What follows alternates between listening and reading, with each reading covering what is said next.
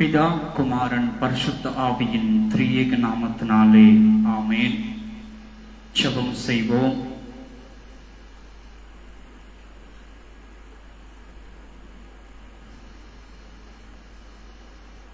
சர்வலோகத்தின் தகப்பனே, இந்த நேரத்திலும் சுவாமி உம்மோடு இணையும்படியாய் இடைபடும்படியாய் நாங்கள் வந்திருக்கிறோம். ஆண்டவரே,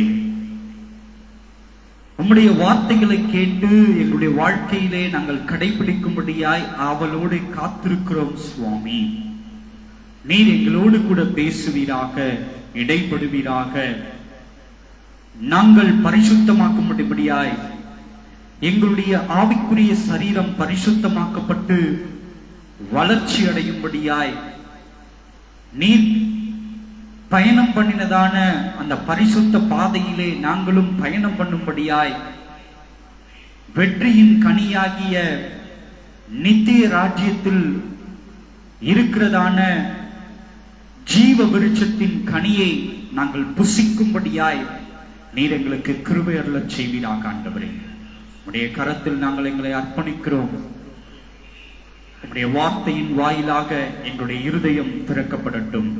இயேசுவின் மூலம் கேட்கிறோம் ஜீவனுள்ள நல்ல பிதாவே, ஆமென்.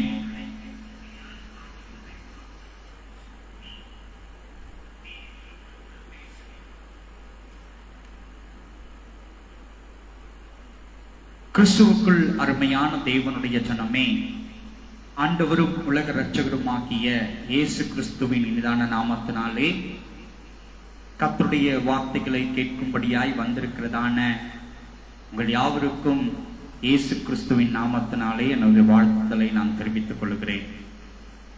இந்த நேரத்திலும் எங்களோடு கூட இணைந்து கர்த்தருடைய வார்த்தைகளை கேட்கும்படியாய் நேரலை வாயிலாக குட் ஷெப்பர்ட் மினிஸ்ட்ரீஸ்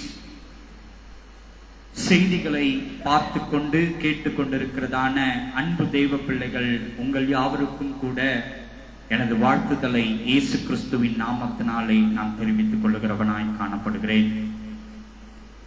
இன்றைய நாளில் கூட நாம் வேதத்திலிருந்து ஒரு பகுதியை நாம் தியானிக்க போகிறோம்.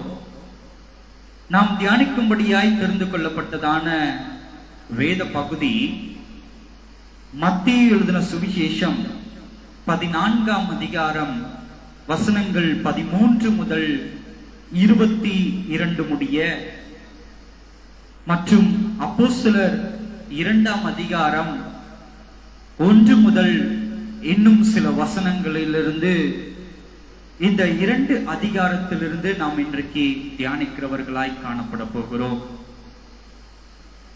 இந்த தியானத்துக்கென்று நாம் தெரிந்து கொள்ளப்பட்டதான தலைப்பு, எந்த கூட்டத்தில் நீ இருக்கிறாய்? எந்த கூட்டத்தில் நீ இருக்கிறாய் என்பதை நாம் இந்த வேத வாக்கியங்களின் வாயிலாக நாம் இன்றைக்கு தியானிக்க போகிறோம். கிறிஸ்துவுக்குள் அருமையான தேவனுடைய ஜனமே, இந்த மத்தேயு 14ஆம் அதிகாரத்தில் குறிப்பிடப்பட்டிருக்கிறதான ஒரு கூட்டம் இருக்கிறது. அப்போஸ்தலர் 2ஆம் அதிகாரத்திலே குறிப்பிடப்பட்டிருக்கிறதான ஒரு கூட்டமும் அங்கே காணப்பட்டு கொண்டிருக்கிறது. இந்த 2 கூட்டங்களும் வெவ்வேறு காரியங்களுக்காய் கூடின கூட்டமாய் இருக்கிறது.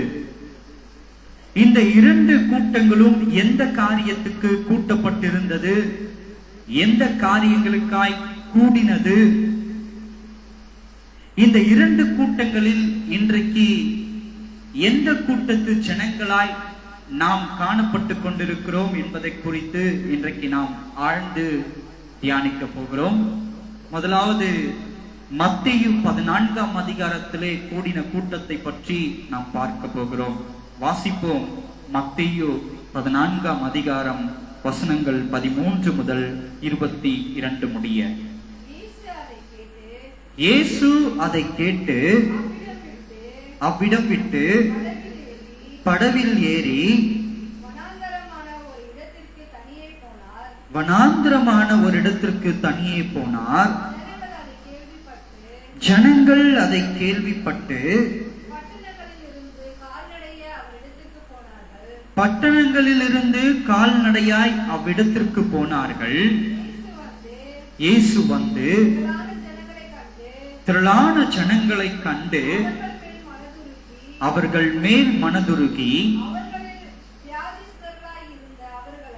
அவர்களில் வியாதியஸ்தர்களாய் இருந்த அவர்களை சுஸ்தமாக்கினார். சாயங்காலம் ஆனபோது அவருடைய சீஷர்கள் அவரிடத்தில் வந்து, இது வனாந்திரமான இடம், நேரமும் ஆயிற்று,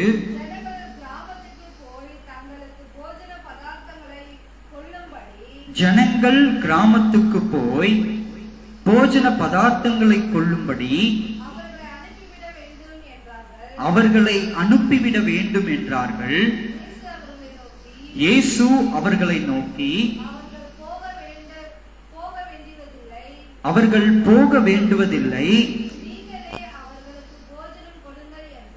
நீங்களே அவர்களுக்கு போஜனம் கொடுங்கள் என்றார். அதற்கு அவர்கள்,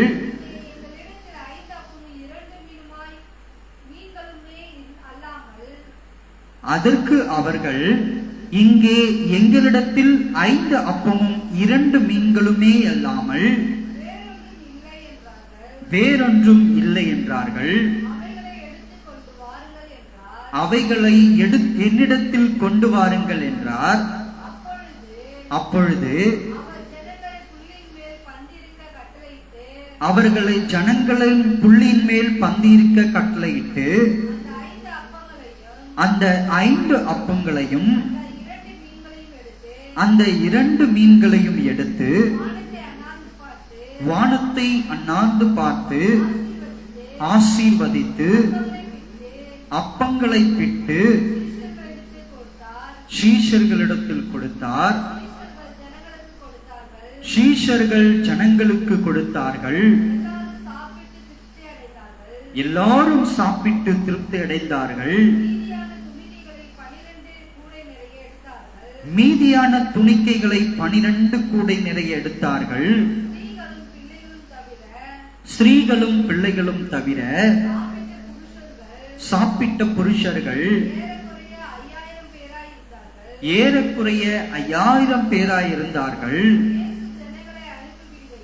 இயேசு ஜனங்களை அனுப்பிவிடுகையில்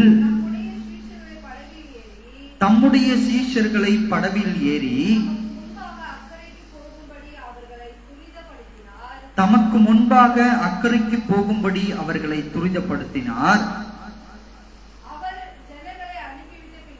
அவர் ஜனங்களை அனுப்பிவிட்ட பின்பு தண்டித்து ஜெபம் பண்ண ஒரு மலையின் மேல் ஏறி சாயங்காலமான போது அங்கே தனிமையாக இருந்தார். கிறிஸ்துவுக்குள் அருமையான தேவனுடைய ஜனமே, இங்கே நடைபெற்று இருக்கிறதான இந்த 5 அப்பம் 2 மீனுடைய சம்பவத்தை குறித்து நாம் அநேக நேரங்களிலே பல கோணங்களிலே நாம் தியானித்திருக்கிறவர்களாய் காணப்படுகிறோம்.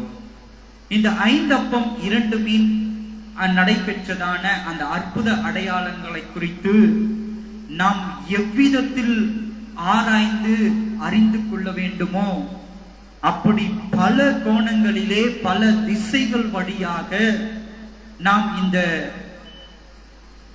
5 அப்பம் 2 மீனை குறித்து அநேக நேரங்களிலே நாம் ஆராய்ந்து அறிந்திருக்கிறவர்களாய் காணப்படுகிறோம்.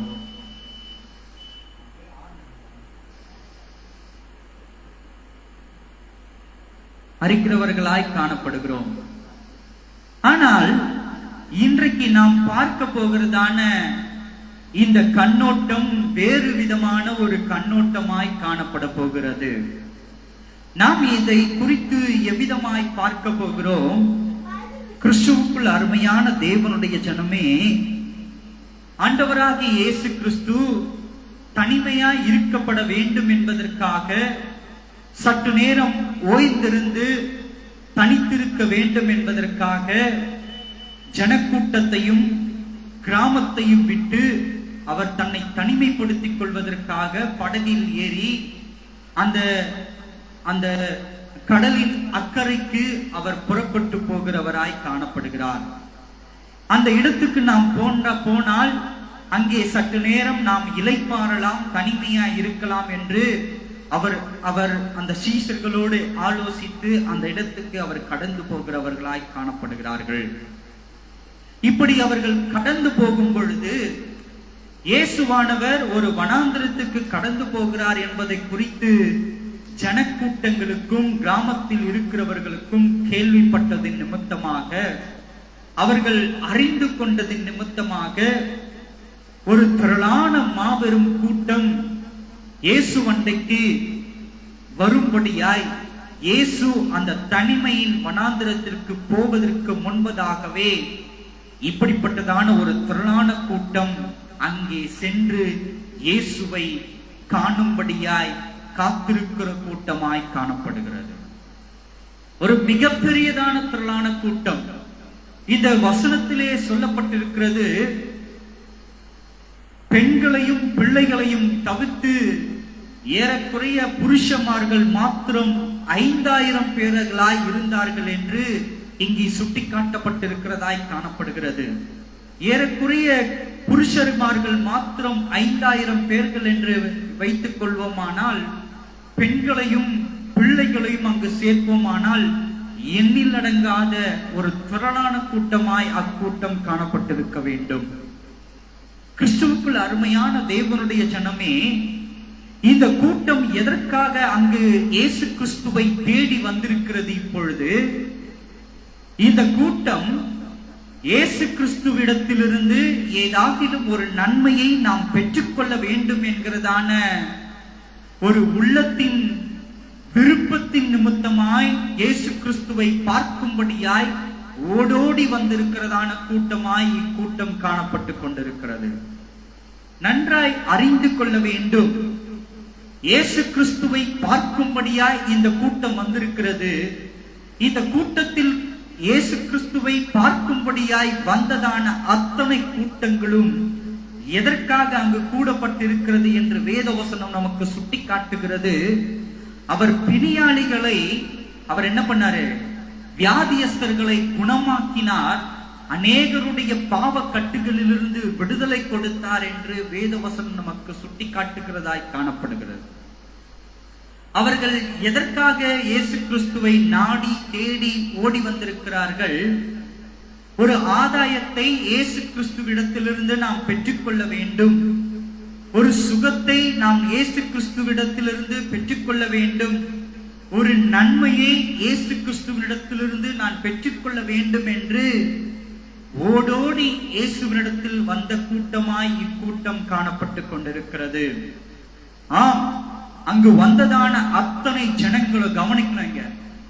அத்தனை ஜனங்களும் இயேசு கிறிஸ்துவை தேடி வந்தது எதற்காக தேடி வந்திருக்கிறது? ஏதாகிலும் ஒரு நன்மை எனக்கு கிடைத்து விடும் என்கிறதான ஒரு எதிர்பார்ப்பின் மிகுதியின் நிமித்தமாய் தேடி வந்திருக்கிறதான கூட்டமாய் அக்கூட்டம் காணப்பட்டது. இயேசு கிறிஸ்துவும் அதை தான் குறிப்பிடுகிறார். இந்த ஜனங்கள் என்னை தேடி வந்தது அற்புதத்திற்காகவும் அடையாளத்துக்காகவும் என்று அவரே குறிப்பிடுகிறவராய் காணப்படுகிறார். கிறிஸ்துவுக்குள் அருமையான தேவனுடைய ஜனமே, இவர்களுடைய வாஞ்சை அது அபரிவிதமான வாஞ்சையாய் காணப்படுகிறது. எப்படி? இயேசு தனிமைப்படுத்தும்படியாய், தன்னை தனிமையாக்கி கொள்ளும்படியாய் அக்கறைக்கு புறப்பட்டு போகிறார் என்கிறதான செய்தியை கேள்விப்பட்டு இயேசு சென்றடைவதற்கு முன்பதாக அவர் இந்த இடத்தில்தான் குறிப்பாக அமர்ந்திருக்க போகிறார் என்று அவர்கள் கணித்து அந்த இடத்திலே இயேசுவுக்கு முன்பதாக கூடுகிறதான கூட்டமாய் அக்கூட்டம் காணப்படுகிறது. ஒரு உள்ளத்தின் வாஞ்சை, ஒரு உள்ளத்தின் வாஞ்சையின் நிமித்தமாய் ஓடோடி வருகிறதான கூட்டமாய் காணப்படுகிறது. ஆனால் எதற்காக அவர்கள் ஓடோடி வருகிறார்கள்? இப்பிரபஞ்சத்துக்குரியதான ஆசீர்வாதங்களை பெற்றுக்கொள்ள வேண்டும் என்கிறதான ஒரு உள்ளத்தின் விருப்பத்தின் நிமித்தமாய் ஓடோடி வருகிற கூட்டமாய் காணப்படுகிறது. என் வியாதி சுகமாக்கப்பட வேண்டும் என்பதற்காக ஓடோடி வருகிறதான கூட்டமாய் காணப்படுகிறது. என்னுடைய பாவக்கட்டிலிருந்து நான் விடுதலையாக்கப்பட வேண்டும் என்பதற்காக ஓடோடி வருகிறதான கூட்டமாய் காணப்படுகிறது. இயேசு கிறிஸ்துவிடத்திலே நான் வந்தேனால் எனக்கு ஒரு நன்மை கிடைத்து விடாதா என்று ஆவல் மிகுதியின் நிமித்தமாய் ஓடோடி வருகிறதான கூட்டமாய் காணப்படுகிறது. அங்கே வந்ததான கூட்டம் அத்தனை பேருக்கும் இயேசுவானவர் நன்மை செய்கிறவராய் காணப்படுகிறார். வசனம் அதுதான் குறிப்பிடப்பட்டிருக்கிறது. அவர் அநேக பிணியாளிகளை விடுதலையாக்கினார். பாவக்கட்டில் இருக்கிறவர்களுக்கு அந்த பாவக்கட்டிலிருந்து விடுதலையை கொடுத்தார். பிசாசுகளை துரத்தினார்.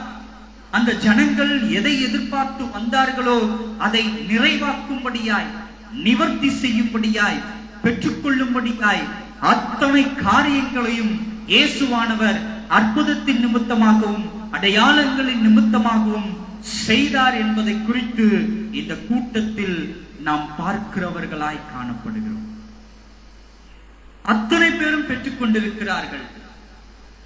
அது மாத்திரமல்லாமல் இவை எல்லாவற்றுக்கும் மேலாக இயேசுவை தேடி வந்ததான கூட்டங்களை திருப்தியாக்கி அனுப்பும்படியாய், பசியோடு அனுப்பக்கூடாது, வெறுமையோடு அனுப்பக்கூடாது என்று இயேசுவானவர் 5 அப்பத்தையும் 2 மீனையும் ஏறக்குறைய புருஷர்கள் மாத்திரம் 5000 பேர் புசித்து திருப்தி அடைந்து மீதியான துணிக்கைகளாய் 12 கூடை நிறைய எடுக்கும்படியான ஆசீர்வாதத்தையும் அங்கு நடப்பிக்கிறவராய் காணப்படுகிறார். அற்புதத்தையும் நடப்பிக்கிறவராய்.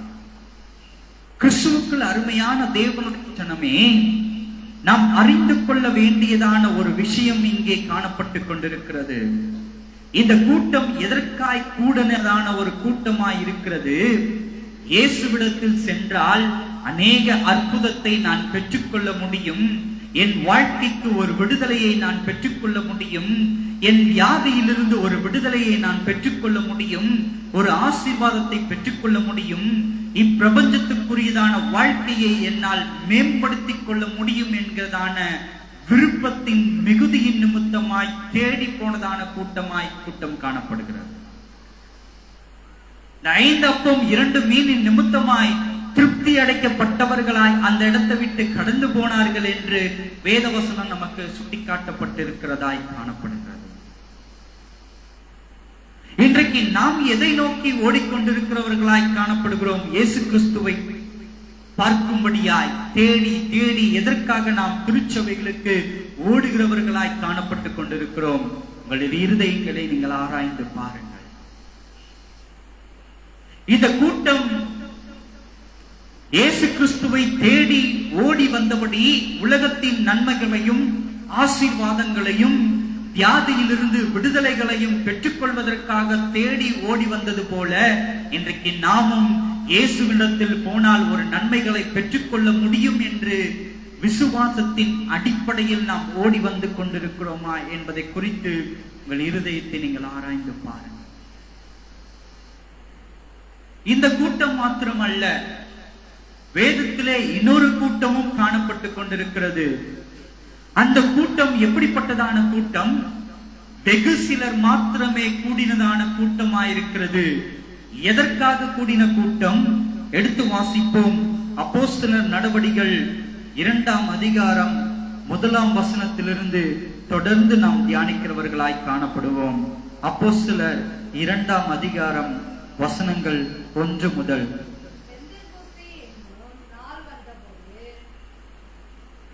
பெந்தெகோஸ்தே என்னும் நாள் வந்தபோது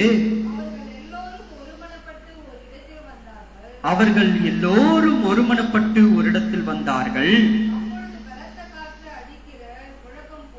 அப்பொழுது பலத்த காற்று அடிக்கிற முழக்கம் போல வானத்திலிருந்து சடிதியாய் ஒரு முழக்கம் உண்டாகி அவர்கள் உட்கார்ந்திருந்த வீடு முழுவதையும் நிரப்பிற்று. அல்லாமலும் அக்னிமயமான நாவுகள் போல பிரிந்திருக்கும் நாவுகள் அவர்களுக்கு காணப்பட்டு அவர்கள் ஒவ்வொருவர் மேலும் வந்து அமர்ந்தது. அவர்கள் எல்லோரும் பரிசுத்த ஆவியினாலே நிரப்பப்பட்டு ஆவியானவர் தங்களுக்கு தந்தருளின வரத்தின்படியே வெவ்வேறு பாஷைகளை பேசத் தொடங்கினார்கள். வானத்தில் கீழ் இருக்கிற சகல தேசத்திலும் இருந்து வந்த வேத பக்தியுள்ள தேவ பக்தியுள்ள யூதர்கள் அப்பொழுது எருசலேமிலே வாசம் பண்ணினார்கள். அந்த சத்தம் உண்டான போது திரளான ஜனங்கள் கூடி வந்து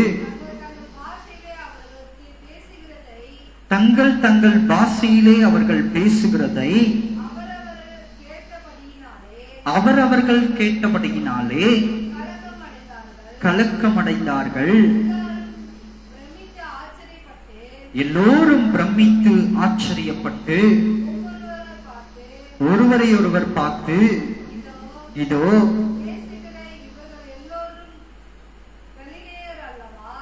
பேசுகிற இவர்கள் எல்லோரும் கலிலேயர் அல்லவா? அப்படி இருக்க நம்மில் அவரவர்களுடைய ஜென்ம பாஷைகளினாலே இவர்கள் பேச கேட்கிறோமே, இது எப்படி? பார்த்தரும் மேதரும் எலாமித்தரும் மெசொப்பொத்தேமியாவிலும் யூதேயா கப்பதோக்கியா பொந்து ஆசியா பிரிகியா பம்பிலியா எகிப்து என்னும் தேசத்தார்களும் சீரேனா பட்டணத்தை சுற்றியிருக்கிற லிபியாவின் திசைகளிலே குடியிருக்கிறவர்களும் இங்கே சஞ்சரிக்கிற ரோமாபுரியரும் யூதரும் யூத மார்க்கத்தாமவர்களும் கிரேக்கத்தரும் அரபிய குமாருமாகிய நாம் நம்முடைய பாஷைகளினாலே இவர்கள் தேவனுடைய மகத்துவங்களை பேச கேட்கிறோமே என்கிறார்கள். எல்லாரும் பிரமித்து சந்தேகப்பட்டு இது என்னமாய் முடியுமோ என்று ஒருவரோடு ஒருவர் சொல்லிக் கொண்டார்கள். மற்றவர்களோ இவர்கள் மதுபானத்தினால் நிறைந்திருக்கிறார்கள் என்று பரியாசம் பண்ணினார்கள். அப்பொழுது பேதுரு 12 கூட நின்று அவர்களை நோக்கி உரத்த சத்தமாய், யூதர்களே, எருசலேமில் வாசம் பண்ணுகிற ஜனங்களே, நீங்கள் எல்லோரும் அறிந்து கொள்வீர்கள் என்று என் வார்த்தைகளுக்கு செவி கொடுங்கள். நீங்கள் நினைக்கிறபடி இவர்கள் வெறி கொண்டவர்கள் அல்ல. பொழுது விடிந்து 3ஆம் மணி வேளையாயிருக்கிறதே. தீர்க்கதரிசியாகிய யோவேலினால் உரைக்கப்பட்டபடியே இது நடந்திருக்கிறது என்று இங்கு பேதுரு சொல்லுகிறவனாய் காணப்படுகிறான். கிறிஸ்துவுக்குள் அருமையான தேவனுடைய ஜனமே, இங்கே ஒரு கூட்டம் கூடுகிறது. இந்த கூட்டம் எப்படிப்பட்டதான கூட்டமாய் கூடுகிறது என்று நாம் பார்ப்போமானால், வெகு சிலர் மாத்திரமே கூடுகிறதான கூட்டமாயி கூட்டம் காணப்படுகிறது. கவனிக்கணும், இந்த கூட்டம் எப்படிப்பட்டதான கூட்டமாய் காணப்படுகிறது? ஒரு சொற்ப கூட்டம், வெகு சிலர் மாத்திரமே கூடுகிறதான கூட்டமாய் கூட்டம் காணப்படுகிறது. ஆனால் இந்த கூட்டம் எதற்காக கூடுகிறது என்று நாம் பார்ப்போமானால், இயேசுவானவர் கல்வாரி சிலுவையிலே தன் ஜீவனை கொடுத்து 3ஆம் நாளிலே உயிர் பெற்று உயிர்த்தெழுந்து 40 நாட்கள் இப்பிரபஞ்சத்திலே நான் உயிர் பெற்றிருக்கிறேன் என்பதை குறித்து காண்பிக்கும்படியாய் உலாவி முடித்து அவர் பரமேறி போய் சென்றதான அந்த 40வது நாள் பிறகாக ஒரு மேல் வீட்டறையிலே இக்கூட்டம் கூடுகிறதாய் காணப்படுகிறது. எதற்கு? இயேசுவானவரை அழைக்கும்படியாய், பரிசுத்த ஆவியானவரை பெற்றுக்கொள்ளும்படியாய், இயேசுவானவரை நோக்கி பார்க்கப்படும்படியாய் இந்த கூட்டம் ஆவல் மிகுந்த கூட்டமாய் அங்கு கூடுகிறதாய் காணப்படுகிறது.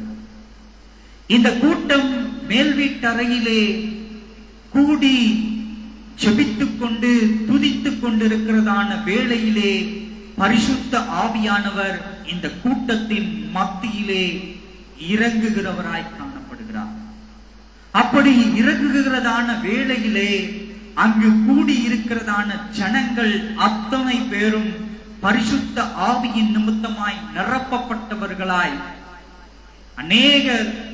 அநேக பாஷைகளினாலே பேசுகிறார்கள் என்பதை குறித்து இங்கு சுட்டிக்காட்டப்படுகிறதாய் காணப்படுகிறது. அநேக வரங்களின் நிமித்தமாய் அவர்கள் நிரப்பினாப்பட்டார்கள் என்பதை குறித்து இங்கு சுட்டிக்காட்டப்பட்டிருக்கிறதாய் காணப்படுகிறது. அங்கே நடைபெற்றதான சம்பவங்கள் நிமித்தமாய் பார்க்கிற ஜனங்கள், இவர்கள் எங்களுடைய பாஷைகளை தேவனிடத்திலிருந்து ரகசியங்களை பேசுகிறார்களே என்று ஆச்சரியத்தோட பார்த்தார்கள் என்று நாம் வேதத்தில் வாயிலாக நாம் அறிந்து கொள்ளுகிறவர்களாய் காணப்படுகிறோம். இன்னும் சிலர் இந்த கூட்டத்தை பார்த்து அவர்கள் என்ன நினைத்துக் கொள்ளுகிறார்கள்? இவர்கள் குடித்து வெறித்து புலம்பிக் கொண்டிருக்கிறார்கள் என்று அவர்கள் ஏளனமாய் கண்ணோக்கி பார்க்கிற கூட்டமாய் ஒரு சில கூட்டம் காணப்படுகிறது என்று நாம் வேதத்தில் வாயிலாக காணப்படுகிறோம். அது ஒரு புறம் இருக்கட்டும். கிறிஸ்துவுக்குள் அருமையான தேவனுடைய ஜனமே, இந்த கூட்டம் மேல் வீட்டறையிலே எதற்காய் கூடுகிறதாய் காணப்படுகிறது? இயேசுவானவர் இப்பிரபஞ்சத்தை விட்டு பரமேறி சென்றிருக்கிறார். அவர் போகும் பொழுது சொல்லி இருக்கிறார், நான் உங்களை விட்டு எடுத்துக்கொண்டு மேலே போக போகிறேன், ஆனால் உங்களை நான் திக்கற்றவர்களாக ஒரு பொழுதும் கைவிடேன், நீங்கள் எனக்காக காத்திருங்கள், உங்களை மீட்கும்படியாய் வழிநடத்தும்படியாய் பரிசுத்த தேற்றரவாளனை நான் உங்களுக்காக அனுப்புகிறேன் என்று வாக்கு கொடுத்தவராய் இப்பிரபஞ்சத்தை விட்டு அவர் பரமேறி செல்லுகிறவராய் காணப்படுகிறார். அவர் வாக்கு கொடுத்தபடியே பரமேறி செல்லுகிறார். இந்த ஜனங்கள் அதை விசுவாசத்தின் நிமித்தமாய், அதை விசுவாசித்ததின் நிமித்தமாய் இவர்கள் ஒரு மேல் வீட்டறையிலே கூடுகிறார்கள். எதற்கு? இயேசு கிறிஸ்துவின் நிமித்தமாய் நியமிக்கப்பட்டிருக்கிறதான தூய ஆவியானவரை பெற்றுக்கொண்டு அவருடைய வழிநடத்துதலின்படி இயேசு கிறிஸ்துவனுடைய வருகைக்காய் நாம் காத்திருக்க வேண்டும் என்கிறதான வெளிப்பாடை பெற்றுக் கொள்ளும்படியா இந்த கூட்டம் எதற்காக கூடியிருக்கிறதான கூட்டமாய் இருக்கிறது? தேவ வெளிப்பாடுகளையும் தேவ திட்டங்களையும் தேவனிடத்திலிருந்து கிடைக்கப்பட போகிறதான வரங்களையும் அக்னி அபிஷேகத்தையும் பெற்றுக்கொள்ளும்படியாய் கூடின கூட்டமாய் இக்கூட்டம் காணப்படுகிறது. இது சொற்ப கூட்டம். இந்த கூட்டம் மிகவும் ஒரு குறைந்ததான ஒரு கூட்டமாய் காணப்படுகிறது. ஆனால் முந்தைய வேத பகுதியிலே மத்தேயுவிலே நாம் பார்த்தோமே, அங்கே கூடினதான கூட்டம் எப்படிப்பட்டதான கூட்டமாய் இருக்கிறது? அது மிகப்பெரியதான ஒரு திரள் கூட்டமான கூட்டமாய் இருக்கிறது. அந்த கூட்டம் எதை பெற்றுக் கொள்ளும்படியாய் ஓடோடி வாஞ்சித்து வந்திருக்கிறது? உலகத்தின் நன்மைகளையும் உலகத்தின் ஆசீர்வாதங்களையும் உலகத்தில் தன்னை வாழ்வதற்கு தன் வாழ்க்கைக்கு வியாதி இல்லாமல் தன் சரீர ஜீவியனை காத்துக் கொள்ளும்படியாக தேடி வந்ததான கூட்டமாய் காணப்படுகிறது இயேசு கிறிஸ்துவை. கிறிஸ்துவுக்குள் அருமையான தேவனுடைய ஜனமே, இந்த கூட்டத்தை காட்டிலும் மத்தேயுவில் கூடி வந்ததான கூட்டம் எப்படிப்பட்டதான கூட்டம் என்று நீங்கள் பாருங்கள். விசுவாசத்தின் மிகுதியான கூட்டமாய் இருக்கிறது. ஏன்? இயேசு கிறிஸ்து வர்றதுக்கு முன்னாடியே அந்த இடத்துல அந்த கூட்டம் எப்படி இருந்தது? வந்து சேர்ந்துருச்சு. ஆனா எந்த நோக்கத்தோடு அந்த கூட்டம் வந்தது? விசுவாசம் மிகுதி இருந்தது அந்த கூட்டத்துக்கு, இல்லை என்று சொல்லவில்லை. ஆனால் எதற்கு விசுவாசம் மிகுதி இருந்தது? உலகத்தின் நன்மைகளை பெற்றுக்கொள்ள வேண்டும் என்பதற்காக ஒரு விசுவாசம் மிகுதி இருந்தது அவர்களிடத்தில். ஆனால் அப்போஸ்தலனாகிய பவுலின் குறிப்பிடப்பட்டிருக்கிறதான இந்த கூட்டம் எப்படிப்பட்டதான கூட்டம்? இது பரலோகத்தின் ரகசியங்களை அறிந்து கொள்வதற்காக தங்களை அர்ப்பணிக்கிறதான கூட்டமாய் கூட்டம் காணப்படுகிறது. இது வெகு சிலர் மாத்திரமே கூடினதான கூட்டம்.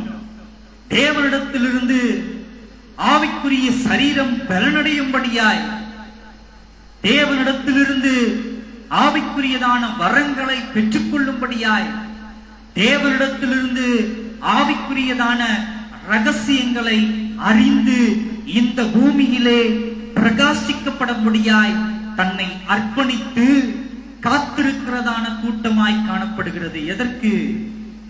தூய ஆவியானவரை தன்னுள் வைத்துக் கொள்வதற்கு, தூய ஆவியானவருடைய வழிநடத்துதலையும் ஆலோசனையும் கேட்டு பெற்றுக் கொள்வதற்கு. வசனம் சொல்லுகிறது, அவர் வந்து பாவத்தை குறித்தும் நீதியை குறித்தும் கண்டித்து உணர்த்துகிறவராய் வழிநடத்துகிறவராய் இருப்பார் என்று வேதவசனம் நமக்கு குறிப்பிடப்பட்டிருக்கிறதாய் காணப்படுகிறது. ஓ கிறிஸ்துவுக்கு அருமையான தேவனுடைய ஜனமே, நீ எந்த கூட்டத்தில் கூடியிருக்கிற பிள்ளையாய் காணப்பட்டு கொண்டிருக்கிறாய்? உன் இருதயத்தினை ஆராய்ந்து பார். உன் இருதயத்தினை ஆராய்ந்து பார். உலகத்தின் நன்மைகளை தேடி ஓடுகிறதான, இயேசுவை தேடி ஓடுகிறதான அந்த நன்மைகளின் கூட்டத்தில் கூடுகிறதான கூட்டமாய் நீ காணப்பட்டு கொண்டிருக்கிறாயா? அல்லது தன்னை தேவ திட்டத்துக்காகவும் தேவ ரகசியங்களை அறிந்து கொள்வதற்காகவும் ஆவியின் சரீரத்தை வளர்ப்பதற்காகவும் தூய ஆவியானவர் வழிநடத்துதலை பெற்றுக் கொள்வதற்காகவும் கூடுகிறதான கூட்டத்தில் நீ காணப்பட்டு கொண்டிருக்கிறாயா என்பதை குறித்து உன் இருதயத்தை நீ ஆராய்ந்து பார். நீ எந்த கூட்டத்தில் இருக்கிறாய்? இப்பிரபஞ்சத்தின் ஆசீர்வாதங்களை பெற்றுக் கொள்ளுகிறதான கூட்டத்தில் நீ காணப்பட்டுக் கொண்டிருக்கிறாயா? அல்லது தேவ ரகசியங்களுக்கு உன்னை அர்ப்பணிக்கிறதான கூட்டத்தில் நீ காணப்பட்டுக் கொண்டிருக்கிறாயா என்பதை குறித்து நீ ஆராய்ந்து பார். இரண்டு கூட்டத்தையும் பார். இரண்டு கூட்டமே இயேசுவை காணும்படியாகத்தான் வந்திருக்கிறது. இரண்டு கூட்டமும் இயேசுவையினுடைய வார்த்தைகளை கேட்கும்படியாகத்தான் வந்திருக்கிறது. இரண்டு கூட்டமும் இயேசுவை நோக்கிதான் வந்திருக்கிற கூட்டமாய் காணப்படுகிறது. அது எந்தவித மாற்று கருத்தும் இல்லை.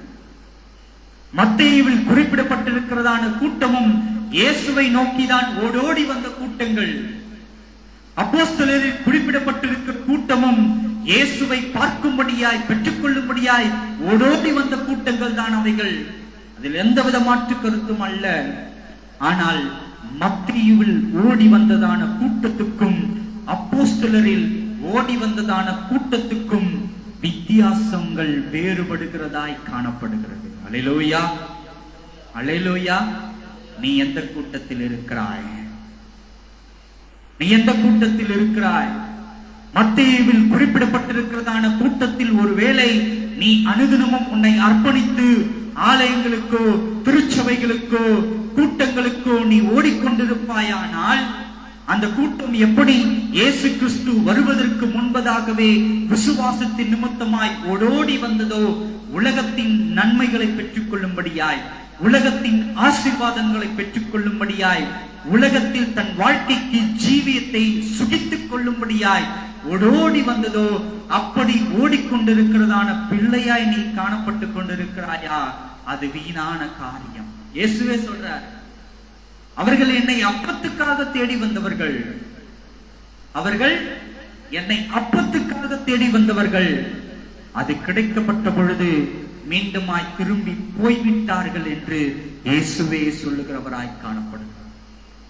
ஆம், அவர்கள் தேடி வந்தது அவர்களுக்கு கிடைக்கப்பட்ட பொழுது அதில் ஒரு நிறைவு கிடைக்கப்பட்டது நிமித்தமாய், ஒரு நிறைவு அவர்கள் அனுபவித்தது நிமித்தமாய் இயேசுவோடு கூட தங்கி தாபரிப்பதற்கு விரும்பாதவர்களாய் மீண்டுமாய் பழைய வாழ்க்கைக்கு நேராய் அவர்கள் திரும்பி போய்விட்டவர்களாய் காணப்படுகிறார்கள்.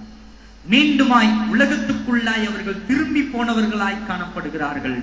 ஆனால் கிறிஸ்துவுக்குள் அருமையான தேவனுடைய ஜனமே, அப்போஸ்தலர் நடவடிக்கைகள் 2ஆம் அதிகாரத்தில் கூடினதான கூட்டம் இயேசுவுக்காய் தன் வாழ்க்கையை அர்ப்பணிக்க வந்த கூட்டம். அது அந்த கூட்டம் தூய ஆவியானவரை பெற்றுக்கொண்டு மீண்டுமாய் உலகத்தின் வாழ்க்கைகளுக்கு நேராய் ஓடி போனதான கூட்டம் அல்ல. அது உலகத்தின் நன்மைகளை பெற்றுக்கொண்டு உலகத்தில் சுகித்திருப்பதற்காக தன்னுடைய வாழ்க்கையை திருப்பிக் கொண்டதான கூட்டம் அல்ல. அது இந்த கூட்டம் எப்படிப்பட்டதான கூட்டம்? இந்த தூய ஆவியானவரை பெற்றுக்கொண்டு இயேசுவை 3 முறை மறுதலித்ததான பேதுரு இப்பொழுது எழுந்து நிற்கிறார். ஒரு கூட்டத்தின் மத்தியிலே எழுந்து நின்று இயேசுவை குறித்து அவர் சாட்சி சொல்லுகிறார். ஒரே சாட்சியிலே ஏறக்குறைய 5000 பேர் ரட்சிக்கப்படுகிறார்.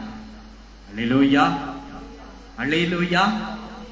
இயேசுவை குறித்து சாட்சி கொடுக்கிறதான கூட்டம் இந்த கூட்டம். அப்போஸ்தலர் நடவடிக்கைகளில் கூடியதான கூட்டம் அது. அல்லேலூயா. நீ எந்த கூட்டத்தில் இருக்கிறாய்? இது கடைசி காலமாய் காணப்பட்டு கொண்டிருக்கிறது. இது கடைசி காலமாய் காணப்பட்டு கொண்டிருக்கிறது. உலகத்தில் நடைபெற்றுக் கொண்டிருக்கிறதான காரியங்களை நீ உற்றுப்பார். வேத வசனம் சொன்னபடியே உலகத்தின் முடிவின் நாளிலே, கர்த்தருடைய வருகையின் நாளிலே, நோவாவின் காலத்தில் நடைபெற்றது போலவே சம்பவங்கள் நடைபெறும் என்று இயேசுவானவர் சீஷர்களிடத்திலே சுட்டிக்காட்டினவராய் காணப்படுகிறார், சொன்னவராய் காணப்படுகிறார். அவர் சொன்னது போலவே இன்றைக்கு நடைபெற்றுக் கொண்டிருக்கிறதான விஷயமாய் காணப்பட்டு கொண்டிருக்கிறது. இந்த 3ஆம் உலக போரின் யுத்தம் அது ஆரம்பிக்கப்பட்டிருக்கிறது. உலகமெங்கிலும் யுத்தங்களின் செய்திகளையும் கேள்விப்படுவீர்கள் என்று வேதம் உரைத்ததான செய்தி நிறைவேறும்படியாய் இன்றைக்கு உலகம் முழுவதும் இரு பிரிவாக பிரிக்கப்பட்டு யுத்தங்களின் செய்திகளையும் கேள்விப்பட்டுக் கொண்டிருக்கிறவர்களாய் நாம் இன்றைக்கு காணப்பட்டுக் கொண்டிருக்கிறோம்.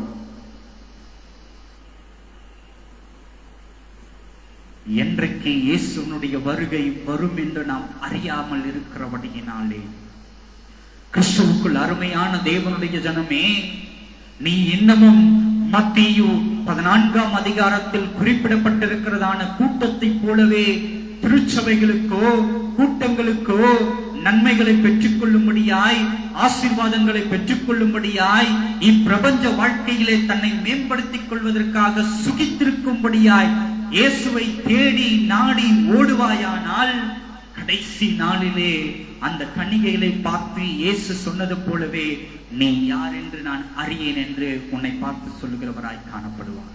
கைவிடப்பட்டு போவார், கைவிடப்பட்டு போவார். நீ எந்த கூட்டத்தில் சேர்க்க போகிறாய் என்பதை குறித்து உன் இருதயத்தினை ஆராய்ந்து பார். இன்னும் உணர்வடையாத பிள்ளையாய் நீ இருப்பாயானால், ஓ இந்த மனிதன் பிரசங்கிக்கிறதான பிரசங்கம் தான் மிக பெரியது, அந்த மனிதன் செய்கிறதான கூட்டம் தான், அந்த மனிதன் செய்கிறதான ஊழியம் தான் மிகப்பெரியதான ஊழியம், இந்த மனிதனை பார்த்துதான் திரளான கூட்டம் கூடுகிறது என்று அந்த கூட்டத்தை பார்த்து நீ ஓடுகிற பிள்ளையாய் காணப்படுவாயானால், அந்த கூட்டத்தை பார்த்து ஓடினது நிமித்தமாய் நீ ஏமாற்றப்பட்டிருக்கிற பிள்ளையாய் காணப்படுவாய். ஏன்? மத்தேயுவில் குறிப்பிடப்பட்டிருக்கிறதான கூட்டம் கேள்விப்பட்டது நிமித்தமாய் கூடப்பட்டதான கூட்டம்.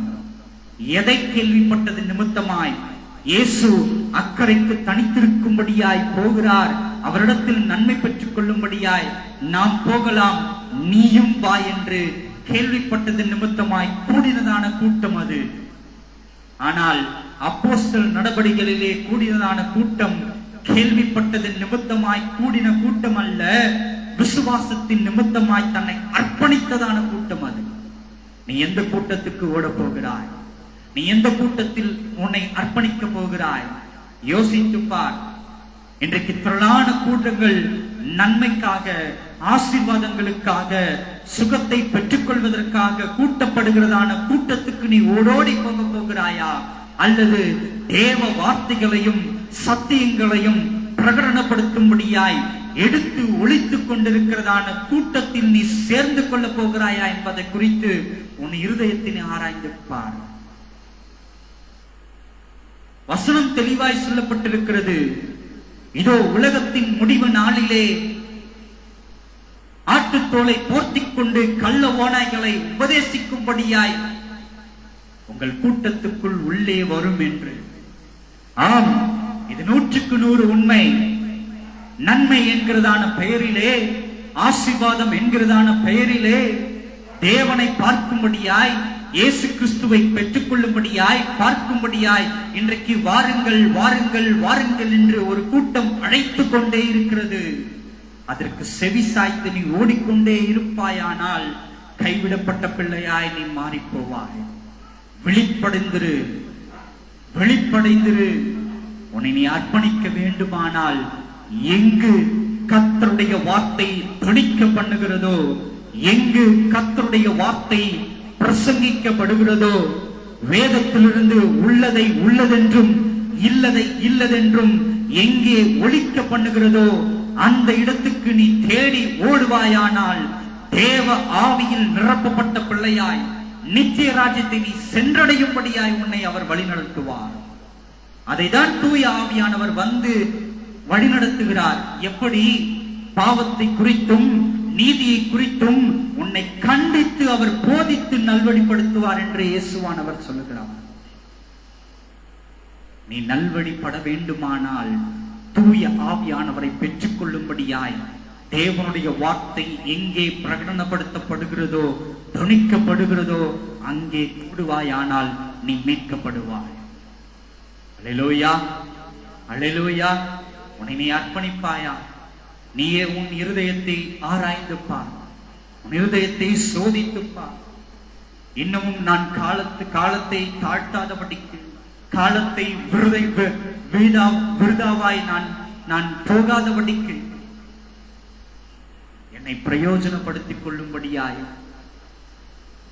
ஒரு தூய ஆவியின் கூட்டத்தில் என்னை நான் அர்ப்பணிக்கிறேன் என்று உன்னை நீ அர்ப்பணிப்பாயானால், உன் வீட்டின் அறைக்கதவை மூடிக்கொண்டு தனிமையிலே தேவனை நோக்கி நீ முறையிடு. உன் உள்ளத்தின் ஆழத்திலே இந்த வேத வார்த்தைகள் உன்னிடத்திலே பேசுமானால் உன் அறைக்கதவை மூடிக்கொண்டு தனிமையிலே தேவனோடு கூட நீ முறையிடு. பரிசுத்த ஆவியானவர் இறங்கி வந்து உன்னை பரிசுத்தப்படுத்தி உன்னுடைய பாவத்தை குறித்தும் நீதியை குறித்தும் உனக்கு கண்டித்து ஆலோசித்து அவர் வழிநடத்த வல்லமை உள்ளவராயிருக்கிறார். ஜெபம் செய்வோமா?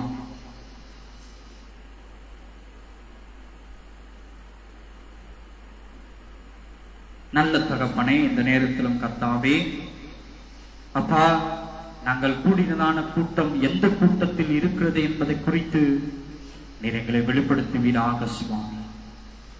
நீர் எங்களுக்கு வெளிப்படுத்துவீராக ஆண்டவரே. அப்பா, எங்கள் இருதயத்தில் நாங்கள் உணர்வடைகிறவர்களாய், ஒருவேளை இதுவரைக்கும் நன்மைகளை பெற்றுக்கொள்ள வேண்டும்படியாக இடத்தில் நாங்கள் தேடி வந்திருப்போமானால் இது முதற்கொண்டு தூய ஆவியானவரை பெற்றுக்கொண்டு நல்வழிப்படும்படியான கூட்டத்தில் நாங்கள் சேர நீர் எங்களுக்கு கிருபை அருளச் செய்வீராக. உடைய கரங்களை எங்களை நாங்கள் அர்ப்பணிக்கிறோம். இயேசுவின் மூலம் கேட்கிறோம், ஜீவனுள்ள நல்ல பிதாவே. ஆமென், ஆமென்.